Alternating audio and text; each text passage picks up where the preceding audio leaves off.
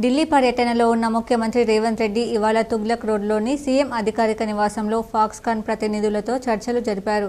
ఈ భేటీలో ఐటీ శాఖ మంత్రి శ్రీధర్ బాబు సైతం పాల్గొన్నారు.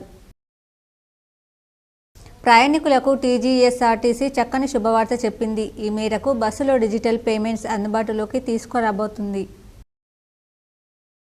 శనివారం వేల్పూర్ ఎక్స్ రోడ్ వద్ద జరిగే రైతు నిరసన కార్యక్రమాన్ని విజయవంతం చేయాలని మాజీ మంత్రి బాల్కొండ ఎమ్మెల్యే వేముల ప్రశాంత్ రెడ్డి పిలుపునిచ్చారు.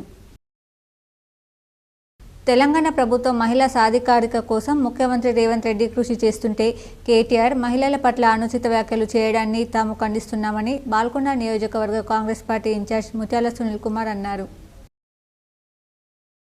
భీమ్గల్ శ్రీ సరస్వతి విద్యామందిర్లో సామూహిక వరలక్ష్మి వ్రత కార్యక్రమం ఘనంగా నిర్వహించారు. జిల్లా కేంద్రంలో శుక్రవారం భారీ వర్షం కురిసింది. అరగంట పాటు ఏకధాటిగా పడడంతో రోడ్లు చెరువులను తలపించాయి. తెలంగాణ రాష్ట్ర మహిళలపై BRS party working president KTR చేసిన అనుచిత వ్యాఖ్యలకు నిరసనగా రుద్రూర్ మండల కేంద్రంలో కాంగ్రెస్ పార్టీ నాయకులు కేటీఆర్ దిష్టిబొమ్మ దగ్ధం చేశారు.